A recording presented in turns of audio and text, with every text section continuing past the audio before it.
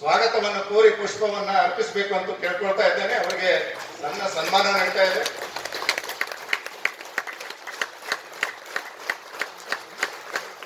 ಜೋರಾಗಿ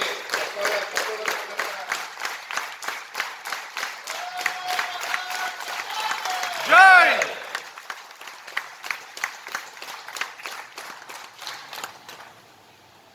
ಈಗ ಹಿರಿಯರಾಗಿರುವಂತಹ ರಾಮ್ ಭಂಡಾರಿ ಅವರಿಗೂ ಸಹ ಪುಷ್ಪವನ್ನು ನೀಡಿ ಸಂತೋಷ್ ಅವರು ಮತ್ತೆ ಗೋಪಾಲ ನಂದು ಅವರು ಸ್ವಾಗತವನ್ನು ಕೋರಬೇಕು. ಕೋರ್ವಾಲ್ ಅವರಿಗೂ ತಟ್ಟೋದ್ರ ಮುಖಾಂತರ ವಿಶೇಷವಾಗಿ ನಮ್ಮ ಮಧ್ಯದಲ್ಲಿ ಅಭಯ್ ಪಾಟೀಲ್ ಅವರನ್ನು ಸಹ ಪುಷ್ಪವನ್ನ ನೀಡಿ ಸ್ವಾಗತಿಸಬೇಕು. ಈಗ ಪ್ರಾಸ್ತಾವಿಕವಾಗಿ ಅಭಯ್ ಪಾಟೀಲ್ರು ಮಾತನಾಡಬೇಕು ಅಂತ ಕೇಳ್ಕೊಳ್ತಾ ಇದ್ದಾರೆ. ಜಿಲ್ಲೆಯವರ ಸ್ವಾಗತವನ್ನ ನಮ್ಮ ಸಂತೋಷ್ ಸಾರಗ್ರಾಮ ಕೊಡಬೇಕಾಗಿ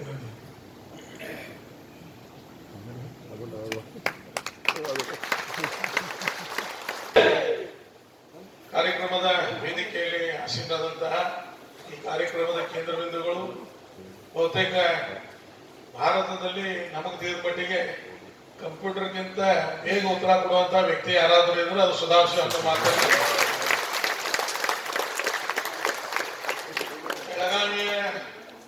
बेळगावच्या लोकांचं फार दिवसापासून स्वप्न होतं की सुधांशू कधी बेळगावला येते. आज सौभाग्य बघा की आज तरी प्रेसमीट होतं बेळगावला आमचे रिया रूमच्या उद्घाटनासाठी येणार होते.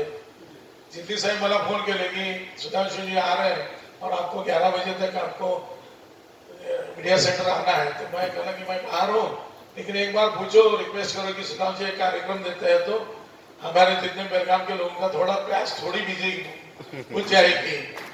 तो दिल्ली सर को मैं धन्यवाद. सुधांशु का कार्यक्रम उन्होंने ऑर्गेनाइज करके आपको दिया और आज जो बहुत दिनों के बाद यानी कि बहुत सालों के बाद जो इंतजार था वो पूरा होने वाला है.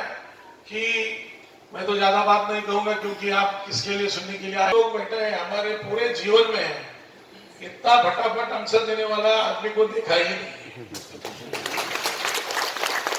और ये हमारे लिए सौभाग्य की बात है कि हम आज इनकी वाणी सुनने के लिए यहाँ पे आए हैं. बहुत शॉर्ट नोटिस में हुआ इसलिए बहुत बड़ा हॉल हमें नहीं मिला, बुक रहा. तो फाउंडेटर सर हमारे लिए सदैव राम भंडारी जी का आशीर्वाद हमारे ऊपर है, तो उन्होंने इस काम को उपलब्ध किया. नहीं तो आज ये भी चांस मिस होने वाला था. तो मैं फाउंडेटर सर के सभी लोगों को और चैम्बर ऑफ कॉमर्स के सभी लोगों को धन्यवाद आभार प्रकट करता हूँ. और मैं फिर एक बार सुधांशु जी को बहुत बहुत धन्यवाद और मेरे सभी पार्टी के लोग और बेलगाम वासियों की तरफ से हम सौभाग्य समझते कि आपकी वाणी सुनने के लिए हम यहाँ पे उपस्थित है. आप सभी लोगों का और एक बार स्वागत, धन्यवाद. जय हिंद. यहाँ के लोकप्रिय विधायक श्री अभय पाटिल जी, हेमेंद्र कोरवाल जी, अभी बताया पाटिल जी ने कि जिनकी वजह से हम लोग आज इस कार्यक्रम में सम्मिलित हो पा रहे हैं, आदरणीय राम भंडारी जी और श्री मारुति झरली जी और इस सभागार में उपस्थित सभी सम्मानित बहनों और भाइयों. हम सभी जान रहे हैं कि इस समय तो लोकतंत्र का पर्व कर्नाटक में चल रहा है, यानी चुनाव चल रहा है. परंतु जब लोकतंत्र की बात आती है और हम इस क्षेत्र में हो तो ध्यान आता है कि माननीय प्रधानमंत्री श्री नरेंद्र मोदी जी ने एक नहीं अनेक बार कहा है कि ये कहा जाता है कि we are the biggest democracy of the world. पर उन्होंने कहा कि यह पूर्ण सत्य नहीं है. वास्तविक सत्य यह है कि we are the mother of democracy. Bharat सबसे बड़ा लोकतंत्र नहीं, लोकतंत्र की जननी है. और जब हम लोकतंत्र की जननी की बात कहते हैं तो दुनिया में तो जो अवधारणा है वो ये है कि मैग्ना कार्टा आया था इंग्लैंड में 1215 में, जिसमें पहली बार किंग की पावर्स को कर्टेल करने की बात हुई थी और समवॉट लाइक पार्लियामेंट एक व्यवस्था बनाई जाए ताकि यदि राजा को निर्णय लेना है तो उसका अनुमोदन की करे या राजा को उससे भी क्लियरेंस लेना पड़े. परंतु उससे एक शताब्दी पूर्व इसी क्षेत्र में भगवान वासवन्ना के अनुभव मंडपम के द्वारा बैठकर विचार करके, जैसे आज लोकतांत्रिक तरीके से होता है, उसी प्रकार से निर्णय लिए जाते थे शासन और प्रशासन के। तो मैं कह सकता हूं कि यदि भारत मदर ऑफ डेमोक्रेसी है तो उसका एक पहला सूत्रपात इसी क्षेत्र में भगवान वासवन्ना के अनुभव मंडपम के द्वारा हुआ। और इससे पूर्व के समय में भी देखें तो चोल साम्राज्य के समय ग्राम पंचायतों में, ग्राम सभाओं में जो प्रतिनिधि आते थे वो इलेक्शन के द्वारा आते थे। तो ठीक है, उस समय इलेक्शन में कुछ क्राइटेरिया भी थे, जैसे किसी के ऊपर कोई कर्जा नहीं होना चाहिए, कोई किसी के पास, अगर किसी के पास कोई भी प्रॉपर्टी नहीं है या कोई व्यवसाय नहीं है तो वो नहीं कर सकता। परंतु ये दुनिया में पहला उठाव था। 2500 साल पहले वैशाली का गणराज्य हमारे यहाँ होता था।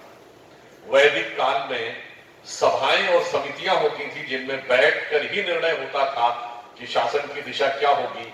और आज कहीं ना कहीं जिसे हम लोकसभा और राज्यसभा वर्ड कहते हैं, इसकी जो प्रेरणा और उद्गम है वो वहीं से आया है। इससे आप समझ सकते हैं कि दुनिया में लोकतंत्र की जड़ें हमारी कितनी गहरी हैं और उससे भी अधिक गहरी लोकतंत्र की जड़ें कहां हैं।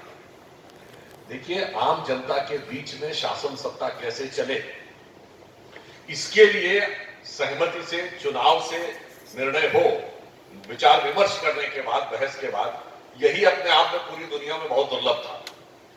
परंतु हमारे यहां तो हम दुनिया की इकलौती सभ्यता है जिसने धार्मिक विषयों के ऊपर भी बैठकर चर्चा विमर्श और बहस करने की परंपरा की शुरुआत की। वैदिक काल में शास्त्रार्थ होता था। पूरी दुनिया में आप कोई सभ्यता देख लीजिए, कोई संस्कृति देख लीजिए, धार्मिक विषय के ऊपर किंतु परंतु चर्चा करने की कोई अधिकार किसी को नहीं है। केवल ये होता था कि जो कह दिया गया वो सुन लो, कहीं कहीं कहा गया जो कहा जा रहा है वो मान लो, नहीं तो नर्क में जाओगे, और कहीं कहीं कहा गया कि जो कहा गया वो मान लो, नहीं तो सरपंच से जुदा हो जाएगा।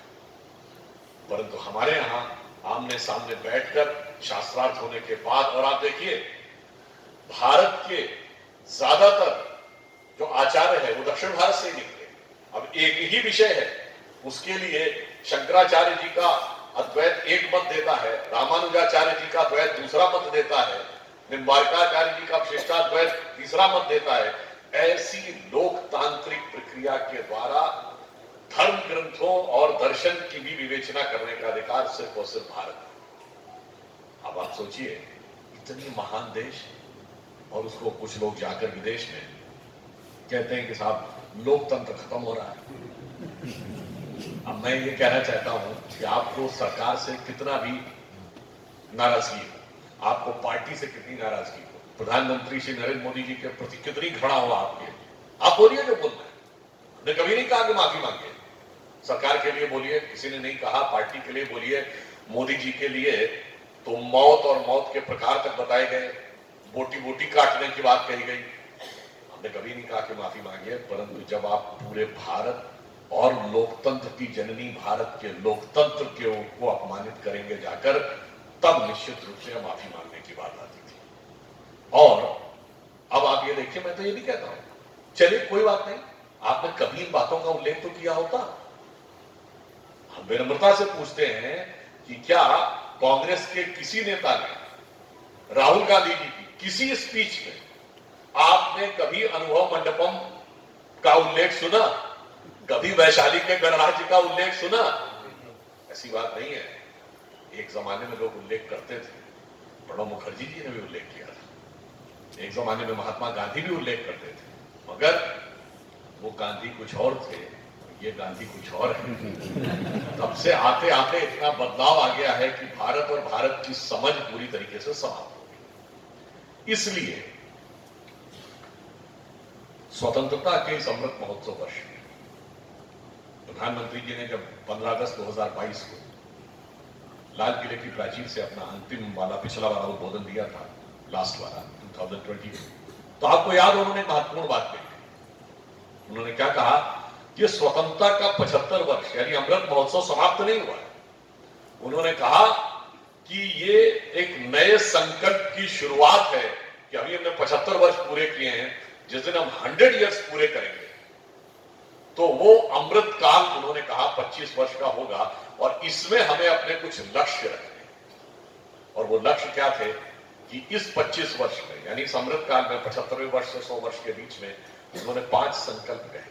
पहला संकल्प कि भारत को एक विकसित राष्ट्र बनना है और विश्व की नंबर 1 की अर्थव्यवस्था बनना है। दूसरा, इसके लिए गुलामी की मानसिकता के हर प्रभाव से अपने को मुक्त करना है। तीसरा, इसके लिए हमें अपनी हर विरासत पर गर्व करना है। और चौथा, इसके लिए हम सबको कर्तव्य करना है। और पांचवा, वह कर्तव्य अलग अलग नहीं, सामूहिक रूप से करना है। अब आप देखिए, यदि हम इसी क्षेत्र में खड़े हैं और मानसिकता, गुलामी की मानसिकता से कैसे मुक्त करने की आवश्यकता है। आप देखिए, वो क्षेत्र है जहां कित्तूर की रानी चेन्नम्मा ने 1824 में अंग्रेजों के साथ संघर्ष किया। बताइए, वो लोग जो हम लोगों को ज्ञान देते थे कि स्त्रियों को बराबर का स्थान नहीं था, ये बताइए 200 साल पहले अपने यहां की कोई ऐसी महिला बताएं जिसने तलवार लेकर युद्ध किया? पूरे यूरोपियन हिस्ट्री में आप पूछिए। हमारे यहां कित्तूर की रानी चेन्नम्मा, रानी दुर्गावती, रानी अहिल्याबाई होलकर, रानी लक्ष्मीबाई और 4वीं शताब्दी में प्रभावती गुप्त राजाओं के समय में, अराउंड 1800 ईयर बैक। मैं चुनौती से कहता हूं, हमने आधा दर्जन नाम बताए, एक बताइए जिसने तलवार लेकर लड़ाई लड़ी। उसके बावजूद गुलामी की मानसिकता का वो प्रभाव कि हमारे दिमाग में भर दिया जाता है कि साहब हमारे यहां बराबरी नहीं थी। और मजे की बात देखिए, यही वो समय था 1827 के आसपास, जब विलियम बैटिंग यहां का गवर्नर जनरल था और कहता है कि साहब सती प्रथा बंद कर दी। और आप में से शायद बहुत से लोगों को पता होगा, ये वो दौर था जब ब्रिटिश पार्लियामेंट के द्वारा पारित एक्ट था, एक विचक्राफ्ट एक्ट। आप में से बहुत से लोगों ने शायद विचक्राफ्ट एक्ट का नाम सुना होगा। विचक्राफ्ट एक्ट जानते हैं क्या था? अंग्रेजी में एक शब्द होता है ना, विच हंट, यानी होता है ना जबरदस्ती किसी के पीछे पड़ना, उसको टारगेट करके उसको प्रताड़ित करने या मारने का, समाप्त करने का प्रयास करना। ये विच हंट शब्द जो आया है, ये विच क्राफ्ट एक्ट से आया है। विच क्राफ्ट को सामान्य हिंदी में कहते हैं जादू टोना। तो उस जमाने में क्या होता था, किसी भी महिला को चुड़ैल घोषित कर दिया जाता था, ये विच है, और उसके बाद उसको पकड़कर जिंदा जला दिया जाता था। और ये पार्लियामेंट के द्वारा पारित एक्ट था। इंपॉर्टेंट बात यह है कि ब्रिटिश पार्लियामेंट के द्वारा पारित एक्ट था। जिस जमाने में तुम इस ढंग से लोगों को पकड़कर जलाते थे, उस जमाने में हमारे यहां शासन करने वाली महिलाएं होती थी। इसके बावजूद हमारे दिमाग में भर दिया गया जैसे कि हम गलत थे, वो सही थे, और ये सारी कुप्रथाएं हमारी अपनी थी। इसलिए मैंने कहा कि इसको समझने की जरूरत है। और आप में से शायद, मुझे लगता है बहुत कम लोगों को पता होगा, आपको पता है विचक्राफ्ट एक्ट में आखिरी केस कब दर्ज हुआ है? 1951। 1951 में विचक्राफ्ट एक्ट के तहत केस दर्ज हुआ। उसके बाद ब्रिटिश पार्लियामेंट को लगा कि इस नियम को, इस एक्ट को समाप्त करना चाहिए। आपको पता है, महिलाओं को वोट देने का अधिकार अमेरिका में 1919 में मिला, और हमारे यहां तो उससे पहले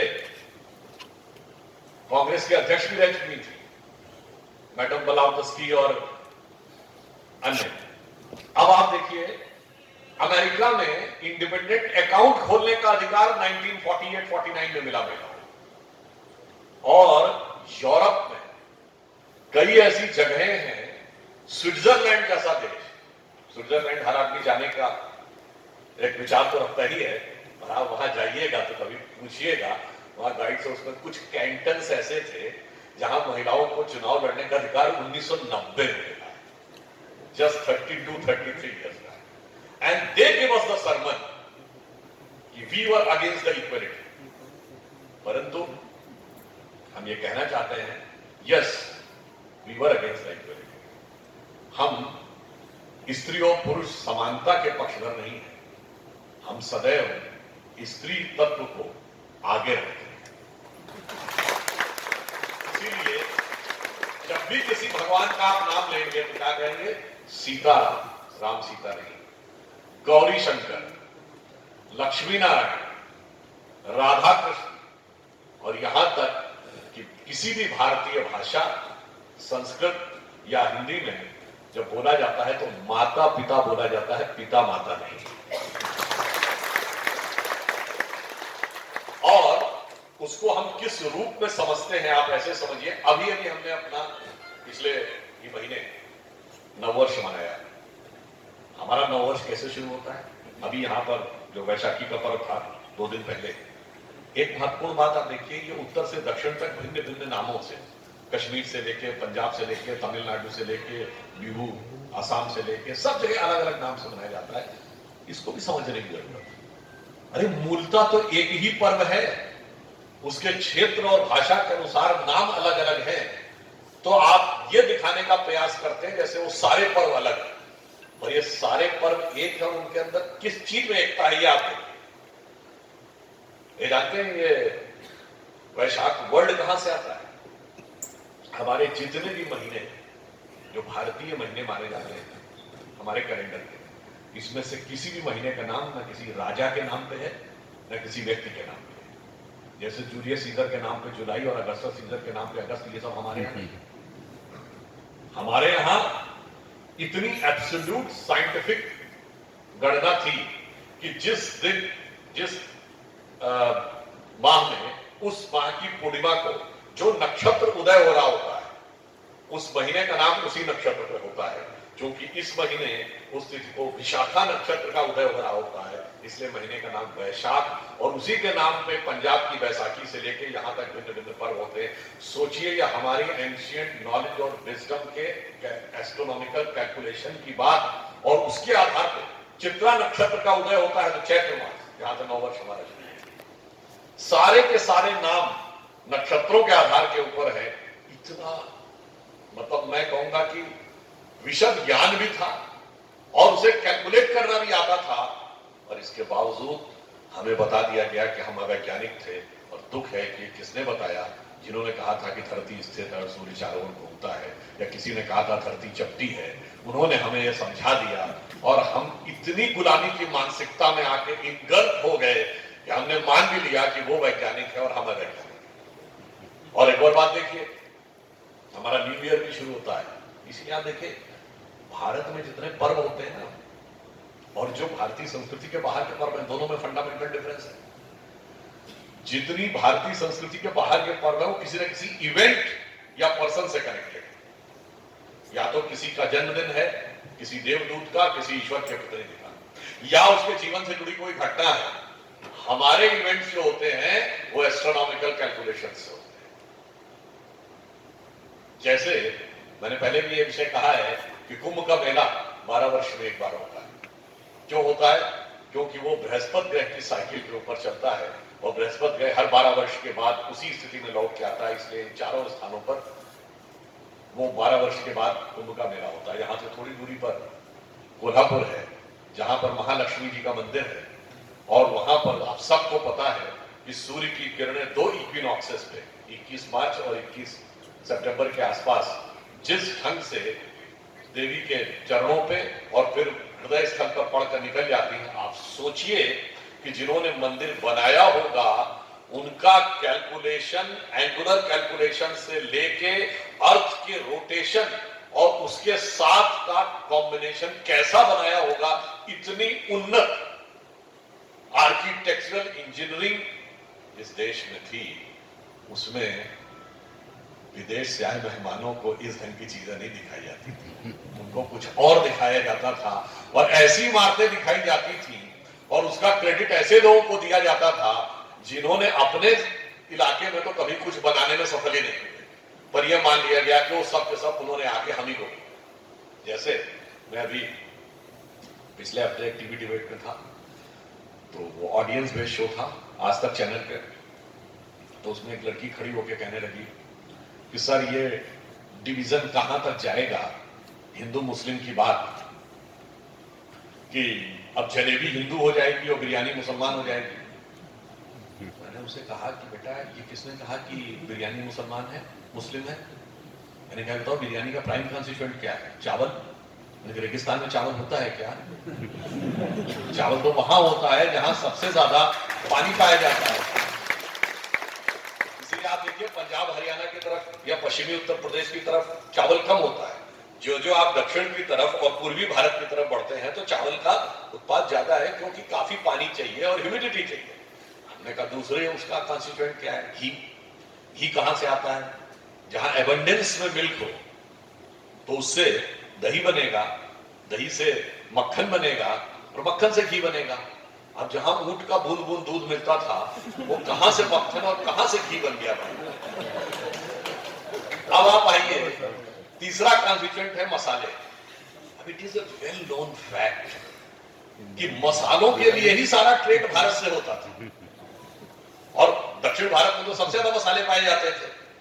अब आप ये बताइए, आपके पास मसाले का मां नहीं था, चावल का चा नहीं था, घी का घा नहीं था, फिर भी बिरयानी उन्होंने ही बनाई और बना के हमको ऐसी खिलाई कि हमने मान लिया कि बिरयानी उनकी है। इसलिए मैंने ये उदाहरण दिया आपको कि आपको समझ में आए कि ये गुलामी की कौन सी चीजें कैसे हमारे दिमाग में भर दी गई।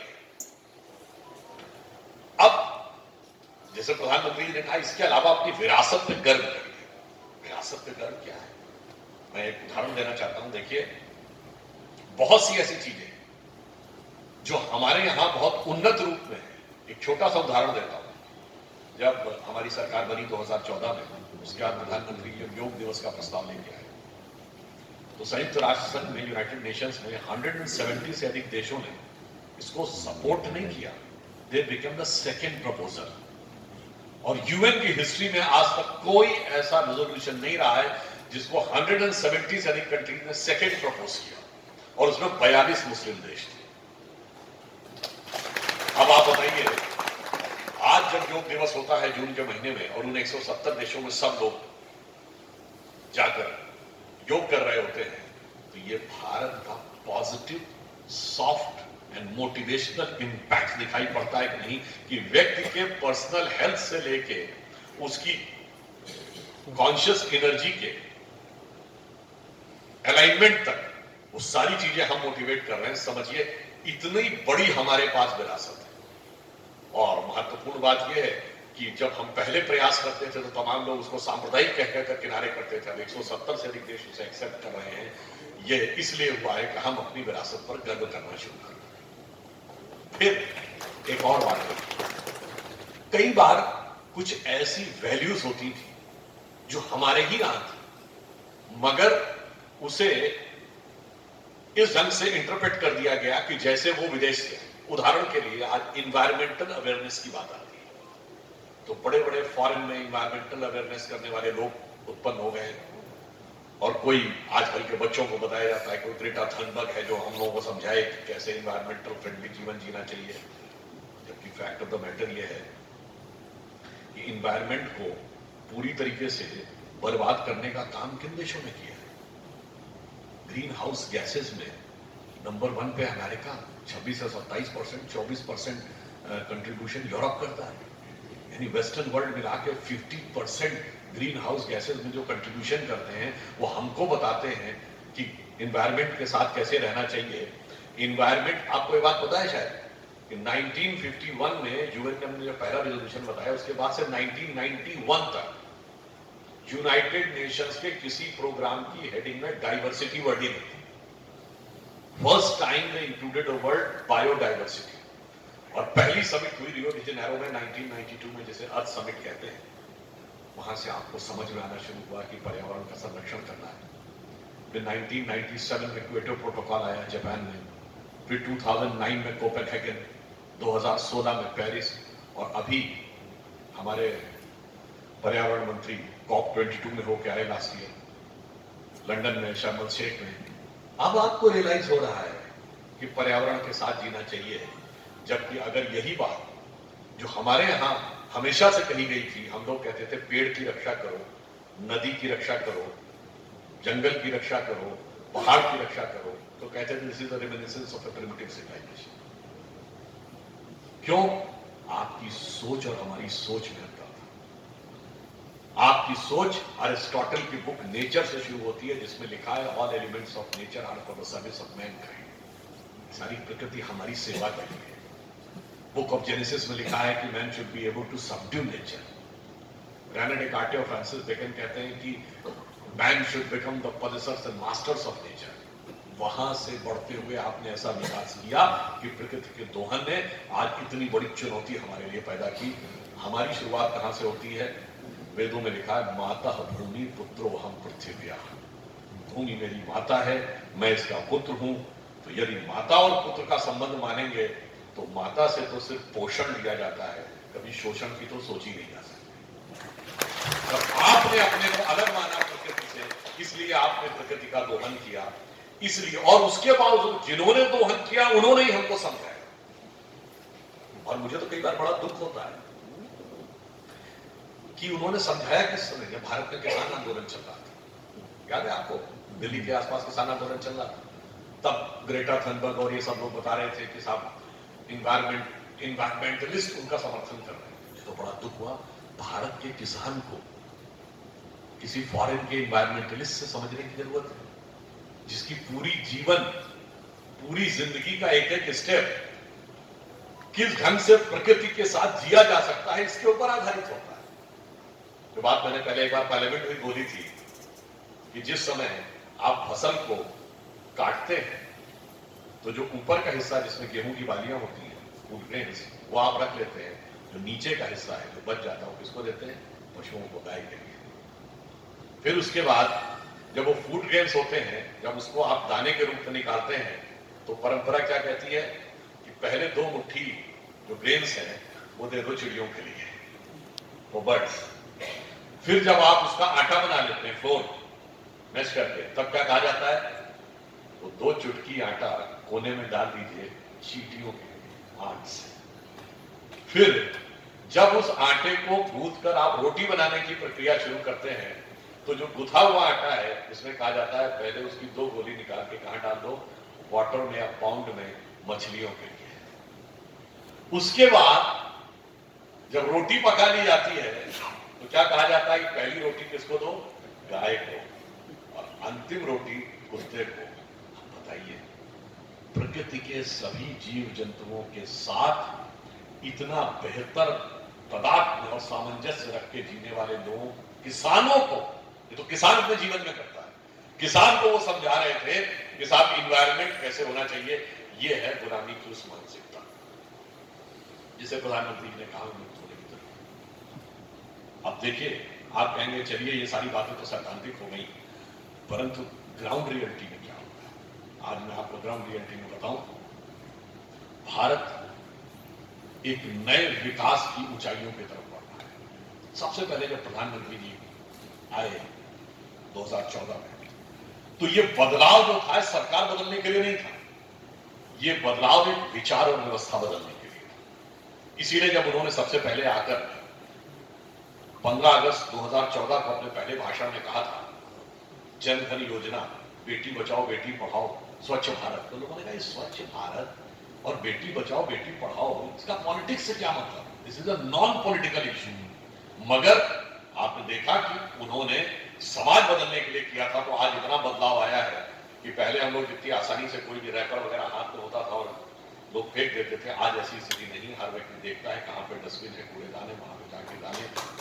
और बेटी बचाओ बेटी पढ़ाओ का अंतर यह आया कि भारत में विगत 8 वर्षों में नवजात बच्चों में, न्यूली बॉर्न चाइल्ड में, इन्फेंट्स में जो सेक्स रेशियो था उसमें भारी सुधार दर्ज किया गया है। और हरियाणा और राजस्थान जैसे राज्य जहां सबसे ज्यादा स्क्यूड था ये रेशियो, वहां पे भारी सुधार दर्ज हुआ है। इसका मतलब जो विचार, जो बदलाव के लिए आया था वो हुआ। फिर ये सोचा गया कि भाई स्वतंत्रता मिली, विकास का वह अर्थ क्या यदि उस गरीब व्यक्ति के हाथ तक न पहुंचे। इसलिए जनधन योजना बनाई गई, 42 करोड़ बैंक अकाउंट बनाए गए। जब ये बात शुरू हुई तो शायद आप में से जिन लोगों ने स्टडी किया हो तो उन्हें पता होना चाहिए कि ना आरबीआई तैयार था, ना फाइनेंस मिनिस्ट्री के ऑफिसर्स तैयार थे कितने बैंक अकाउंट खोले जा सकते। वो तो प्रधानमंत्री जी की दृढ़ इच्छा शक्ति थी कि उन्होंने फोर्स किया कि अकाउंट खोलिए। तो उन्होंने जानते क्या कहा? साहब अकाउंट तो खुल जाएंगे, इसमें पैसा कौन डालेगा, how it will operate? Modi ने कहा अकाउंट तुम खोलो, फिर मैं बताता हूं पैसा कहां से आएगा। तो पहले अकाउंट्स खुले, 42 करोड़ अकाउंट, फिर डायरेक्ट बेनिफिट ट्रांसफर का कॉन्सेप्ट आया। और सीधे पैसा उन अकाउंट्स में जाने लगा। और उसका सबसे बड़ी बात यह है कि एक दौर था जब भारत के प्रधानमंत्री स्वर्गीय राजीव गांधी जी ने कहा था कि दिल्ली से 1 रुपया चलता है तो सिर्फ 15 पैसे पहुंचता है, यानी 85% कमीशन में चला जाता था। जो लोग आजकल 40% कमीशन की बात करते हैं ना, तो पार्टी के प्राइम मिनिस्टर ने कहा कि 85% कमीशन होता था, ये तो मैं एक्सेप्ट कर रहा हूं। तो आप सोचिए आज स्थिति ये हुई कि 1 रुपए में 100 का 100 पैसा सीधे डायरेक्ट बेनिफिट ट्रांसफर के थ्रू पहुंचता है। और आपको ये पता है कि जब डिजिटाइजेशन किया गया तो भारत में तकरीबन 2 से 2.5 करोड़ ऐसे राशन कार्ड निकले जिस नाम के कोई व्यक्ति थे ही नहीं। They were just a fake card जिनके बेस के ऊपर अनाज लेकर सिर्फ ब्लैक मार्केटिंग की जाती थी। और जब डिजिटाइजेशन हुआ, आधार कार्ड बना, तो जितने भी इंटरमीडिएटरीज थे जो फेक नामों से सरकार का फायदा ले लेते थे और डिलीवरी एंड पॉइंट तक नहीं पहुंचती थी, उससे सरकार को 60,000 करोड़ रुपए की बचत है, 60,000 करोड़। अब आप देखिए उसके बाद अगली जरूरत क्या होती है गरीब आदमी की, कि मेरे को हेल्थ कोई स्वास्थ्य संबंधी समस्या आ गई, इलाज कैसे कराएंगे, हजारों रुपए का खर्चा आ जाता है, कभी कभी लाखों रुपए का हो जाता है। तो आयुष्मान भारत योजना लाए जिसमें देश में 50 करोड़ लोगों को वो हेल्थ का इंश्योरेंस दिया। उन महिलाओं को जिनके पास गैस नहीं थी उन्हें गैस उपलब्ध कराया। और महत्वपूर्ण बात जानते क्या है, लोग सरकार से अपेक्षा करते हैं कि हमें और दो, सरकार से तो डिमांड करते हैं लोग कि हमें और चाहिए। और आप देखिए मोदी जी जब आए सत्ता में तो उन्होंने सबसे पहले क्या कहा कि जो लोग सक्षम हैं, जो लोग कैपेबल हैं, वो लोग अगर हो सके तो गैस सब्सिडी को छोड़ दें। उन्होंने कहा छोड़ दो, और 1 से 1.5 करोड़ लोगों ने छोड़ दिया। ये दर्शाता है कि समाज में अच्छा कार्य करने के लिए लोगों के मन में आज भी विचार है, भावना है, संकल्प है, बस उनको नेता की नीयत में विश्वास होना चाहिए। और मैं मानता हूं लाल बहादुर शास्त्री जी ने 1965 में जब कहा था कि 1 टाइम का भोजन छोड़ दीजिए, उसके बाद शायद ये इकलौता मौका होगा भारत की राजनीति में जब किसी नेता ने कहा हो कुछ छोड़ दीजिए और लोगों ने छोड़ दिया। ये दर्शाता है कि हमने बदलाव किस प्रकार का किया। अब डेवलपमेंट पे अगर हम देखें तो आज हम विश्व की 5वीं सबसे बड़ी अर्थव्यवस्था बन गए। और मजे की बात यह है कि 75th ईयर ऑफ इंडिपेंडेंस में हम इंग्लैंड को ही पीछे छोड़कर 5वीं सबसे बड़ी अर्थव्यवस्था,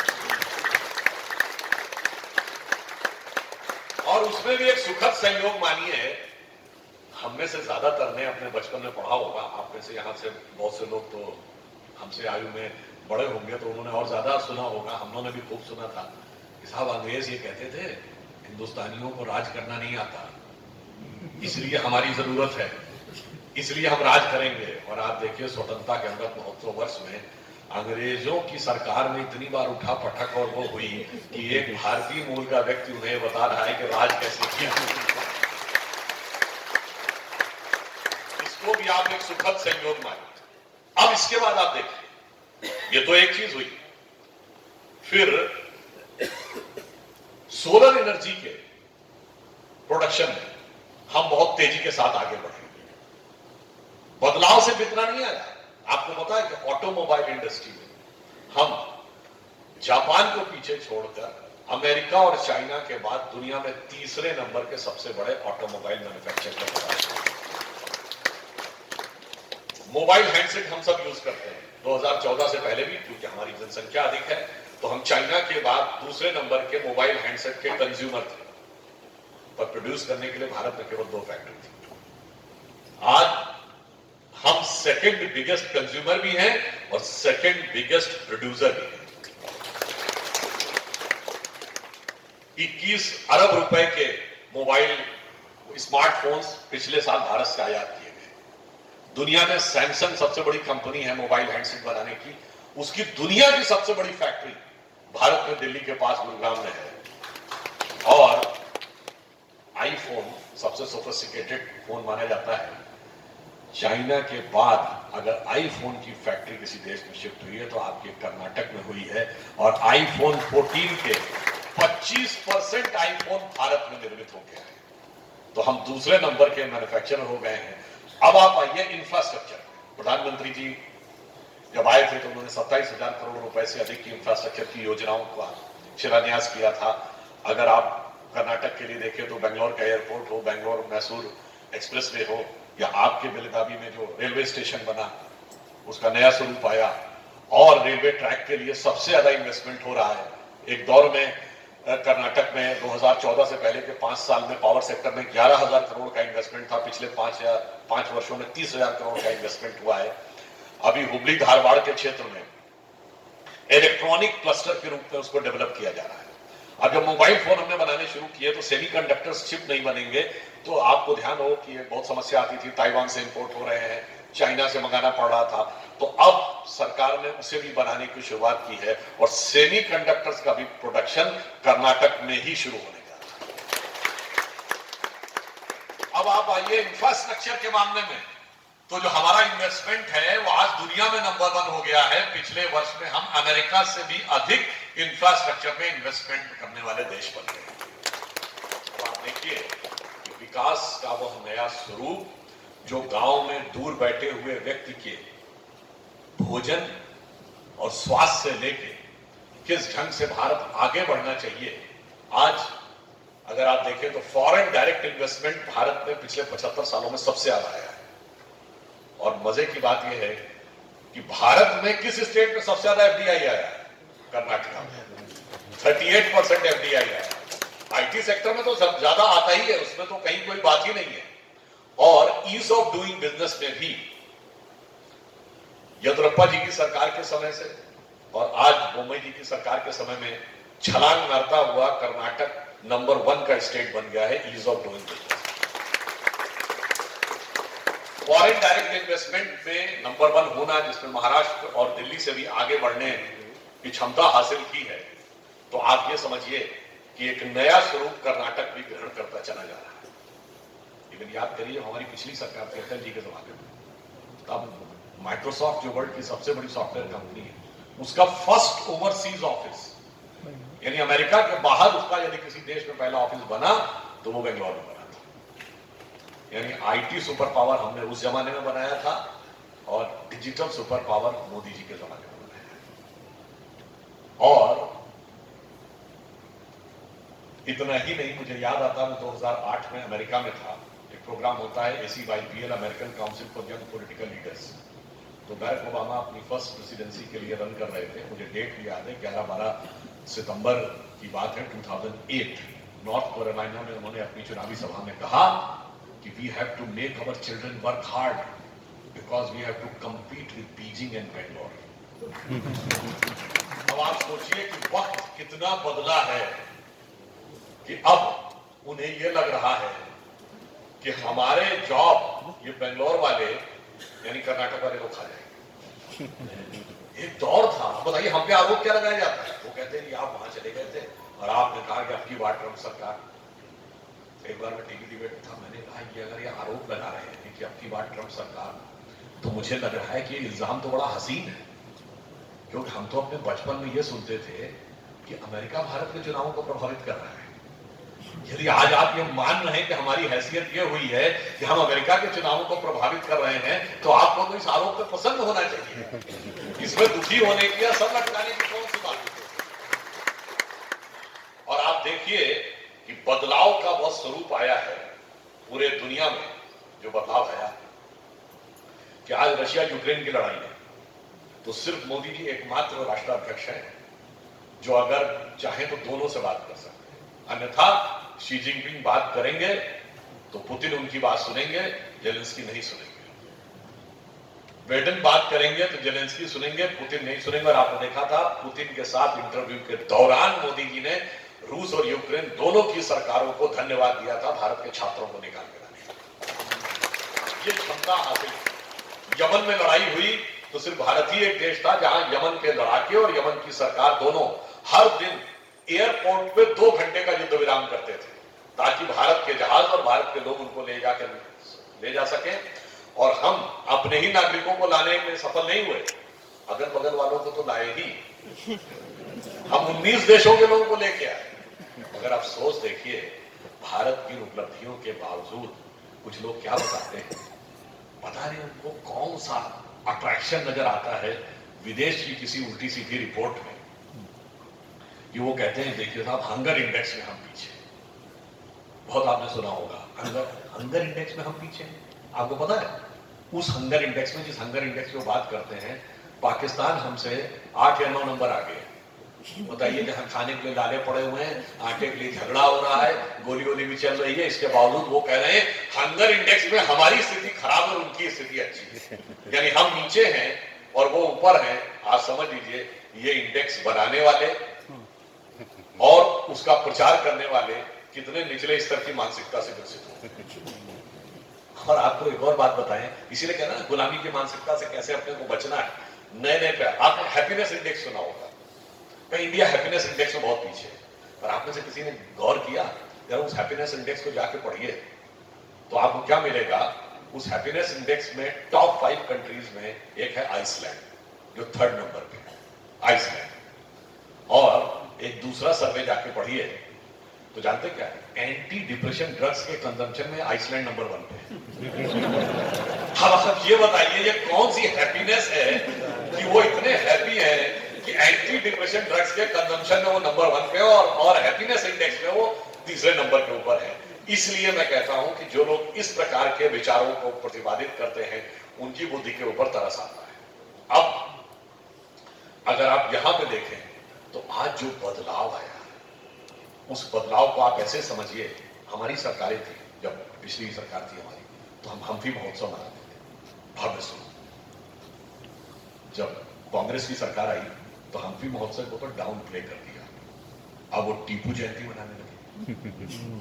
अब मैं इसमें और कुछ नहीं कह रहा हूं, जाके चेक करिएगा। मई 2019 में पाकिस्तान के तत्कालीन प्रधानमंत्री इमरान खान ने टीपू सुल्तान के लिए ट्रिब्यूट्स व्यक्त किए उसकी जन्म जयंती पे और कहा कि साहब ये हमारा हीरो। बताइए उनका भी हीरो है, इनका भी हीरो है।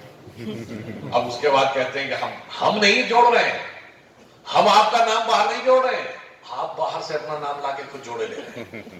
ये समझने की आवश्यकता है। और आप में से शायद कुछ लोगों को पता हो कि ये हम्फी जो विजयनगर साम्राज्य की राजधानी था, जब अपने चरम पे था 13वीं शताब्दी में, एक यूरोपीय यात्री आया है और उसने लिखा है कि 13वीं शताब्दी का हम्फी उस जमाने के लंदन और पेरिस से, मैंने किताब में पढ़ा, जानते कितना बड़ा था? 50 गुना। 13वीं शताब्दी का हम्फी 13वीं शताब्दी के लंदन या पेरिस से 50 गुना बड़ा था। और अभी लेटेस्ट 200 साल पहले अंग्रेज अधिकारियों ने लिखा है कि बंगाल का मुर्शिदाबाद लंदन का 3 गुना बड़ा था। अब ये बताइए कि जो हमारे पास वह गौरव था, जो हमारे पास वो गर्व। अब एक अन्य बात आपको बताता हूं, हमारे हर चीज को लेकर एक ऐसा विवाद क्रिएट करना और उसमें किसी प्रकार से समाज में टूट फूट पैदा हो, वो पैदा करने का प्रयास करना, बजाय इसके कि हम ये देखें कि हमारे यहां कौन सी गौरव की बातें हैं। अब उदाहरण के लिए मैं तो ये कहूंगा, एक सुखद संयोग है कि कर्नाटक ही वह राज्य है जहां कम से कम एक गांव आज ऐसा है जहां सभी लोग संस्कृत बोलते हैं। और ये वो भाषा है, मैं आपको बताना चाहता हूं कि फर्स्ट मैन मेड ऑब्जेक्ट जो सोलर सिस्टम के पार गया है वो है वॉयजर 1 और वॉयजर 2। उसके ऊपर एक संकेत, एक पूरा जिसे कहते हैं एक पूरा मैसेज टाइप भी किया गया है, चित्र भी बनाया गया है। और वो जो पुराने जमाने में एलपी आता था ना म्यूजिक वाला, तो वो प्लैटिनम का बनाकर वो भी रखा गया है उसको, ताकि अगर कोई एक्स्ट्रा टेरेस्ट्रियल सिविलाइजेशन कभी इससे कांटेक्ट में आए तो वो समझ सके। और उसमें जिन भाषाओं में रिकॉर्ड किया गया है उन भाषाओं में संस्कृत में रिकॉर्ड किया गया है। क्यों जानते हैं? उसमें सबसे बड़ी इशू क्या है, किसी भी लैंग्वेज में आपने वर्ड का मीनिंग उसको पिक्चर से बता दिया, पर आपने कहा कि राम गोज टू होम, तो आपने या बॉय गोज टू होम, तो बॉय की फोटो बना दी, होम बना दिया, जाने का रास्ता बना दिया। परंतु ये बताइए, आप लेफ्ट टू राइट पढ़ते हैं, जो दूसरी सिविलाइजेशन होगी अगर वो राइट टू लेफ्ट पढ़ने लगी तो जो संस्कृत की व्याकरण है ना, वो सेंटेंस सेंट्रिक ना होकर वर्ड सेंट्रिक है। इसलिए रामा गच्छति ग्रहे, ग्रहे गच्छति रामा, गच्छति रामा ग्रहे, तीनों में मीनिंग चेंज नहीं होता है। उसका सबसे बड़ा उदाहरण आपके कर्नाटक में होता है, जहां 11वीं या 12वीं शताब्दी में एक संस्कृत के बहुत बड़े विद्वान थे, जिनका नाम था वेंकटाधरी, जिन्होंने एक अनुलोम विलोम काव्य लिखा, जो 30 पद का काव्य है, जिसका नाम है राघव यादवीयम। और उसकी विशेषता यह है कि उसमें केवल 30 श्लोक हैं।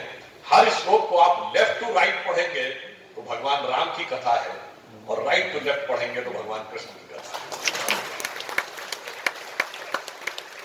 इसलिए उसे राघव यादवीयम कहा गया है कि राघव की भी कथा है और यादव की भी कथा है। आप सोचिए, दुनिया में कोई ऐसी संस्कृति है, कोई ऐसी जो लैंग्वेज बना। अच्छा, बाकी बात छोड़िए, जिन लोगों के हमारे दिमाग में भर दिया गया कि साहब वो पढ़ने की जरूरत नहीं है, ये बैकवर्डनेस की बात है, जबकि डॉक्टर अंबेडकर तक ने कहा था कि संस्कृत को भारत की राष्ट्रभाषा बनाने का प्रयास करना चाहिए। अब एक मजेदार बात देखिए, हम सब लोग कभी जब पूजा पाठ करते होंगे तो विष्णु सहस्त्र नाम सुना होगा, ललिता सहस्त्र नाम भी सुना है, हनुमत सहस्त्र नाम भी सुना है।